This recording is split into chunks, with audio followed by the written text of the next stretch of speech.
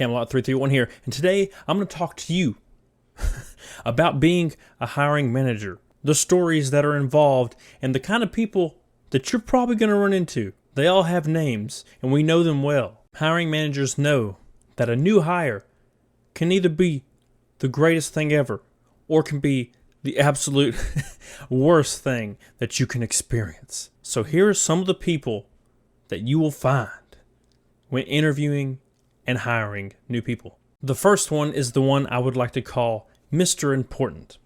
And I've had this happen on numerous occasions across different companies. You'll sit down to interview with someone and they'll get a phone call and they'll be like, this is an important phone call, I have to take this.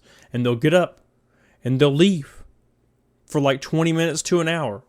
And I've already forgot at this point. I'm eating or something to that nature, and they just approached me an hour later wanting to continue with the interview. They're like, oh, sorry, let's continue this going.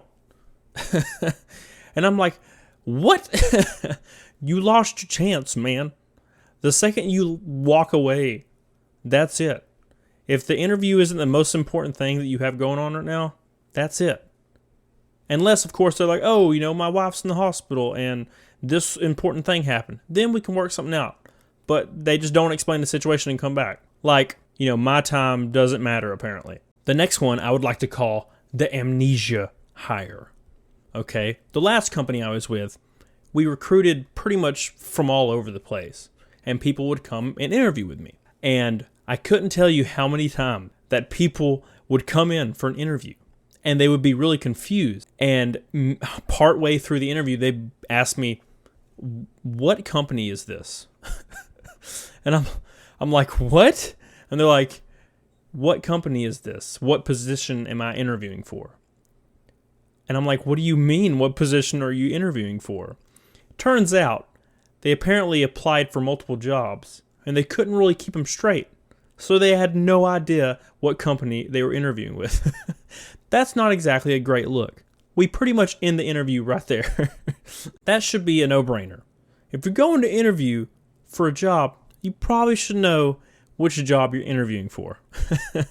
Because they're probably going to expect you to know. This one is called the Phantom. The person that just apparently doesn't exist. So I hired an employee once. Specifically one time. I hired an employee. And he basically listed his start date as a week after, the hire date. Which is fine. So, time goes on. And 2 days before we get to his start date, he gives me a call and he's like, hey, can I push it back another week? Which is fine. Sometimes that happens. Sometimes people need to push things back. Well, of course, his start date comes and he doesn't show up or call or anything. So, I call him, I leave a message, nothing. And sometimes you think to yourself, well, maybe I accidentally, put in a week later, So that's fine. So I wait another week. I'm like, maybe he'll call or show up. Again, he doesn't call. He doesn't show up. So, of course, at that moment, I'm like, well, he dropped. Let's get somebody else in there. So I hire somebody else, train them. They're already working. About 2 months later, 2 months, this guy calls and asks if he can go ahead and start. And I was like, what do you mean? You disappeared. You didn't say anything for 2 months. And he told me he had to leave the country for an emergency. Because that happens all the time. A guy having to leave the country for an emergency. Oh, I'll be right back. My aunt's in Paris. So I got to go there for 2 months. Because her ailment requires me to be there for exactly 2 months. So he said he wanted to start now. However, he couldn't answer the question when I proposed it to him. The question was, did the country you went to have absolutely no cell phone service at all? He didn't have an answer for that one, obviously. Now, this next one is something that we all have to deal with in the hiring realm. This one is called the Addict. So one time I was interviewing a guy, and I was about mid-interview, and he seemed like absolutely perfect. He was gung-ho, he was excited, he seemed driven. It was great. As I was about to extend the job offer, basically, he started like sweating and shaking. And I was like, hey man, do you need some water? Do you want me to turn the AC up? What's going on? I thought to myself, great. This guy's having a heart attack right in front of me. He's having a medical emergency. What the hell am I going to do right now? He eventually excuses himself, goes to the bathroom, and just didn't come out. After about 20 minutes, I went to the bathroom door and I knocked on it. And I was like, is everything okay? Are you doing okay? And he just absolutely would not answer me, nor would he leave the bathroom. So obviously I called the police. And about 20 minutes later, he magically emerges out of the bathroom, completely smashed, completely intoxicated on, I have no idea. He was obviously heavily under the influence of something. So, of course, he was promptly arrested, probably just taken home. There's no telling what this guy did. And the funniest part about this story is the next day, his girlfriend called me and asked when his start date was. Obviously, it was never, because it's not happening. Sorry. The next one is a personal favorite of mine. This one is called The Stalker. So one time, I interviewed a candidate over the phone. I did a phone interview, man. And if you don't pass the phone interview, you don't get an opportunity to do round 2 interview. You know what I'm saying? If you don't pass the first one, you don't get to go to the second one. So I decided to not move forward with this guy. So when I let him know that there was another person that I was looking at that was better qualified that I was going to go with, he found me on Facebook and started messaging me, man. Like private messaged me on Facebook demanding me tell him why I didn't hire him and what it was that he needed to improve on. Of course, I just ignored it because who's going to respond to crazy stalker guy that you don't even know? Well, by the 3rd or 4th message, he was getting pretty mad. And he asked me, he was like, was it because you found my Facebook? My hacked Facebook, my old Facebook on Google. And I had no idea what he's talking about because I never searched for anything because I don't care. He admitted to me that he had an old Facebook that was completely hacked. I say hacked. And it had nothing but basically nude stuff on it. Not safe for work stuff. Insane stuff. And to make matters worse, he admitted to it and then he sent me a screenshot of it. He tried to explain to me that he couldn't get control over his account and there was nothing he could do about it. And I'm just sitting here reading this like, you went way too far. Like, I wasn't going to hire you because of the first interview. Had nothing to do with your crazy naked Facebook thing. That had nothing to do with it. You're definitely not getting hired now. Don't send random people your nude Facebook things. This next one we've all ran into 1,000 times. If you're a hiring manager, you get this every other damn time, it seems like. It seems like people are just allergic to work. It makes them flare up, man. They start freaking the hell out and sweating. This one is called I'll Start Eventually. So I interviewed a guy. He was great. Interviewed him again. Great again. So I extended an offer. And then he just ghosted me. Like an angry girl. An angry girl or someone I said something really stupid to on Tinder. He ghosted me. So I was like, whatever. So a couple days passed. And then he randomly messages me. I was camping and I'll accept the offer.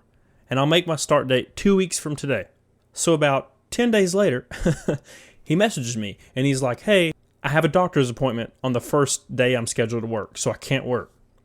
So at this point, I'm like, well, this is not a good sign because he's just never going to come. And then the next day, he tells me that he needs off every Tuesday and Thursday for the foreseeable future, which is a day that they're required to work on. There is no getting off those days. They are required days. It's basically like a Monday through Saturday thing, depending on your off day. So, needless to say, he didn't work there. If the first thing you do when you get to a job is tell them, I can't work all these days after you've given them the required work schedule that they've accepted, you're probably not going to work there. This next one's a specific situation that I ran into one time at my previous company. I hired a guy, and on the second day of his training, I took him to AP, the Walmart AP, to discuss certain measures they have, including theft and other things. We stressed to him multiple times that if he sees anyone committing theft, to let them know and to never, ever think about committing theft because they have eyes everywhere in Walmart, man. They have eyes everywhere and they will see you. So after that, I took him everywhere else around the store and introduced him and then finished training him. Finally, I left the store and I told him to basically finish out his workday. And if he had any questions, just to let me know. Just call me, man. I get about 10 minutes down the road. Like literally 10 minutes, man. I get like 10 minutes down the road. An AP from Walmart calls me and they say, you'll never guess who we caught stealing. You guessed it. He stole $400 from the register and just nonchalantly put it in his pocket and just continued to work. And obviously AP saw it because they had an eye on him because he's new, so they were watching him on camera, man. They promptly, of course, pulled him into the AP office and made him stay there. And then they called the cops. And of course, I had to fire him. If you're planning on committing theft, don't do it on your first day, man. At least wait like a week. Don't do it on your first day. That's like the obvious thing. They're going to be looking at you on your first day. This next one is called the smart guy. The guy that just knows everything during an interview. I interviewed a young guy one time and I got to the question. The question we always ask. Why do you want this job? He said, well, I'm just really looking for something that's really easy, where I don't have to do much. I mean, it doesn't really look like you guys work hard at all. Are you serious? And then he said, and plus there's some really hot girls working here, and I'd love to get to know them. I was completely dumbfounded. I'm dumbfounded. I'm like, what the Sam hell? Did he just think I'm like the cool young boss guy? You can just say these things? So I asked him, like, what makes you think this job is not hard? And he replied with, well, I'm like extremely smart. It's one of those moments where you like look around and you're like, am I being pranked? Am I being pranked right now? Is this real life? And then there's the person that does absolutely everything wrong in the interview. Everything. Literally everything. First one, he made the comment that I was too young and asked if I was really his boss or just another associate. 2, he asked if we do drug tests, and if we do, could we wait a week? Because he should be clean by then. And 3, when I said our dress code was business casual, he said I would need to buy him some pants because all he had were jeans, man. It's like, do you even want the job, man? Like, sorry, man, I ain't got no clothes. I've never had clothes before. And who openly tells the person that's interviewing them, yeah, like, I won't pass a drug test. Sorry, I'm not gonna pass it. You auto lose. Stop failing before you began. So from my over a decade experience of hiring people, training people, I've seen some crazy things. I've seen people pass out in front of me, and I've seen people get mad that they didn't get the job and go slash everybody's tires in the parking lot. But not mine. I got lucky because I park really damn far away. Being a hiring manager is not easy.